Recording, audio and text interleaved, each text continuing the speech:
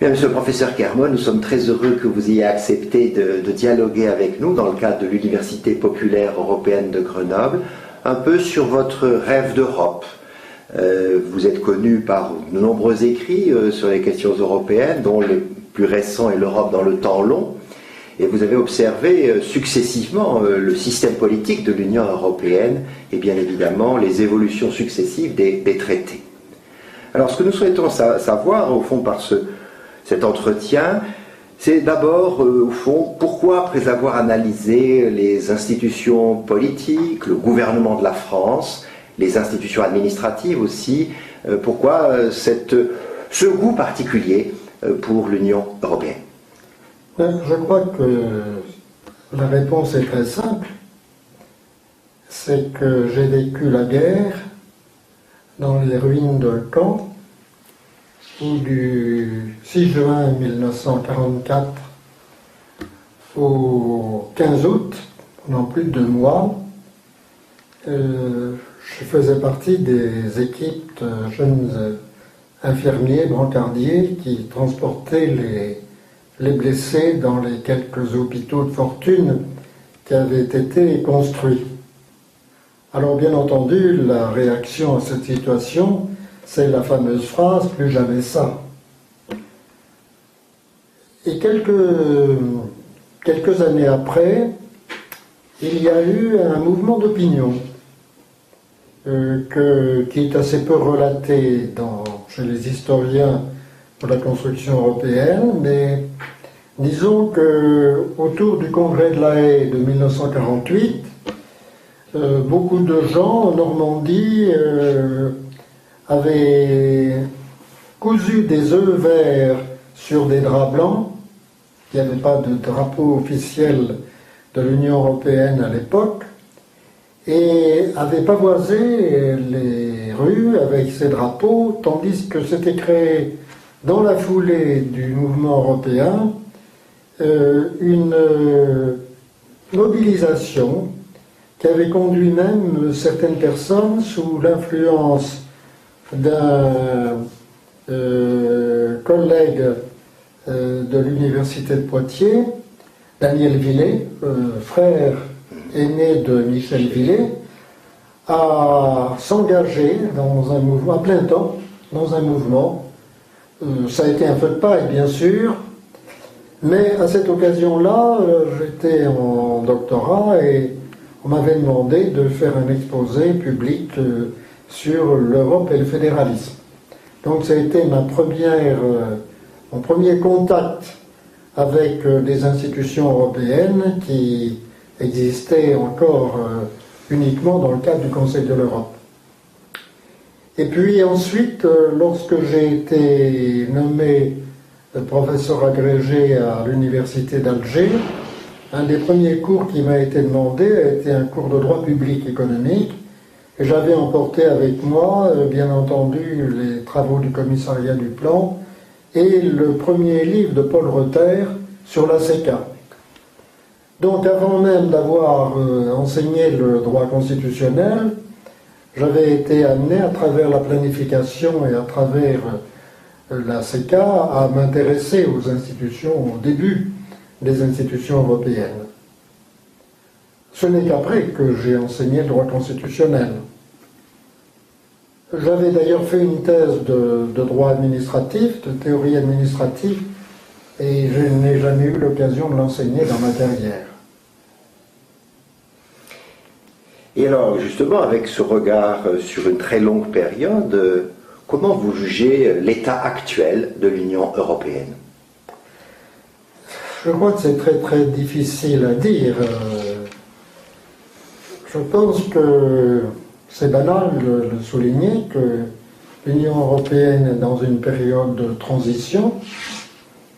Au fond, elle a vécu toujours dans des périodes de transition depuis le 9 mai 1950, la plus grande transition ayant été le grand élargissement à 10 plus à 12 pays d'Europe centrale et orientale et méditerranéenne. Mais je crois qu'aujourd'hui, c'est une transition entre l'économique et le monétaire, d'une part, et le politique de l'autre. Car incontestablement, les observateurs s'accordent à reconnaître que si l'union monétaire a été dans une période stable, dans une période calme, un succès, à travers la crise, elle traverse un moment où il apparaît que la gouvernance économique est insuffisante et qu'il devient absolument indispensable de doter l'Union européenne d'une gouvernance politique. Alors, comme vous, très aimablement, vous évoquiez mon livre sur l'Union européenne dans le temps long, je pense que tout cela ne va pas se décider dans un quart d'heure, mais que tout cela se déroule et s'échelonne au long d'années et de décennies. Mais il est évident, je crois, à la plupart des observateurs aujourd'hui, que si l'Union européenne ne se transforme pas en véritable union politique, avec des institutions capables de lui servir de socle, elle risque effectivement de se dissocier. Et de ce point de vue-là, le traité de Lisbonne est-il, à votre avis, suffisant au gouvernement de l'Union européenne?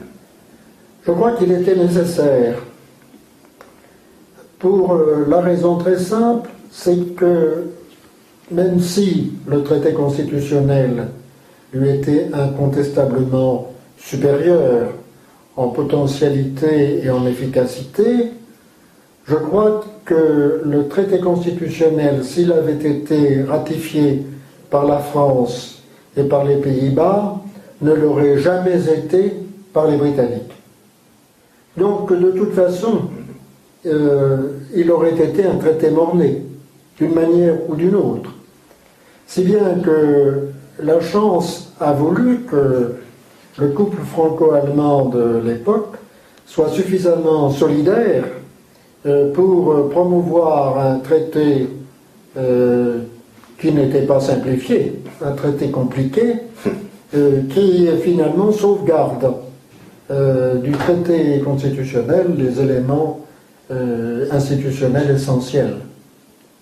Alors évidemment, il manque le souffle, il manque les symboles, il manque la perspective, et de ce point de vue-là, la lecture est très décevante, en même temps qu'elle est effroyablement compliquée.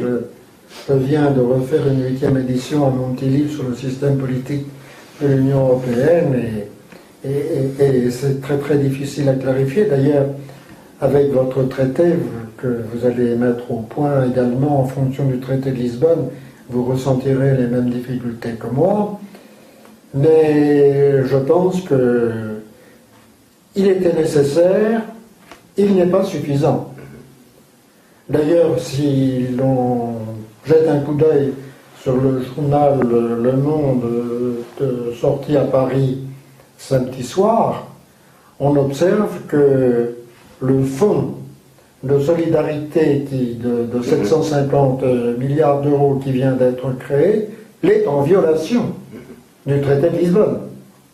Ce qui montre l'erreur évidente d'avoir voulu inscrire dans un même texte, ou dans deux textes, le TUE et le TFU, toutes sortes de dispositions qui n'ont rien à voir avec le socle institutionnel de l'Union. Alors, une autre question. Quel est votre rêve, si l'on peut dire, votre rêve d'Europe? C'est difficile à dire parce que on ne rêve pas l'institution. Même lorsqu'on a été professeur de droit et de sciences politiques. Mais on peut rêver d'une perspective. Et si l'on veut que le rêve ait un minimum de réalisme, je pense qu'il faut inscrire ce rêve, comme on le disait tout à l'heure, dans le temps long. Et cette perspective devrait conduire progressivement, de façon empirique, à imposer en quelque sorte la nécessité d'un véritable pouvoir politique, d'une véritable puissance publique européenne qui soit capable de passer route aux tergiversations des uns et des autres, qui applique le principe démocratique qui est le principe majoritaire et qui permette à l'Europe de parler d'une seule voix sur la scène internationale. Alors, comme vous le savez, je ne pense pas que cela doive conduire à un État fédéral. Je pense au contraire qu'il faut écarter le mimétisme par rapport aux États-Unis d'Europe. Je pense que l'Europe est capable d'innover et d'inventer une sorte de fédéralisme singulier, et je me suis rallié pour ma part à la formule initiée par Jacques Delors de fédération d'États-nations.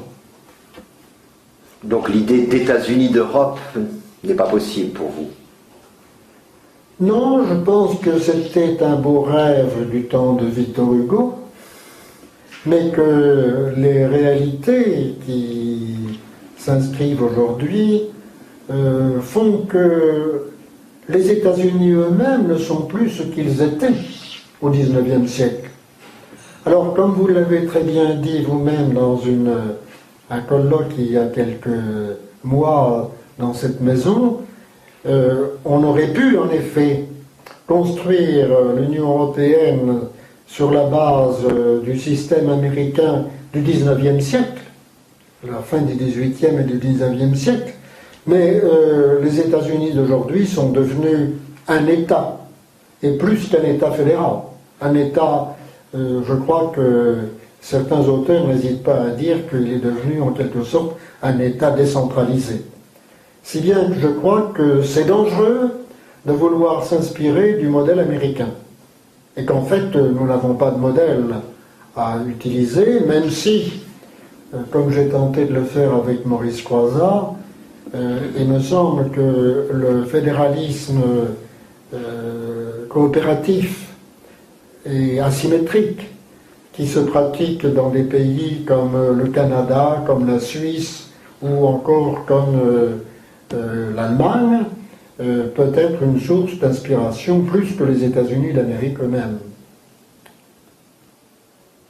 Alors j'entends bien que pour beaucoup de juristes, fédération d'États-nations, c'est une contradiction dans les termes, c'est un oxymore, comme certains l'ont dit. Je pense que c'est une vue un petit peu étriquée des choses et qu'il faut aller au-delà de cette vision pour pouvoir percevoir non pas la réalité immédiate, mais la perspective d'évolution de la construction européenne. Merci de votre réalisme optimiste et merci d'avoir participé à cet entretien pour l'Université populaire européenne de Grenoble. Merci, chers collègues.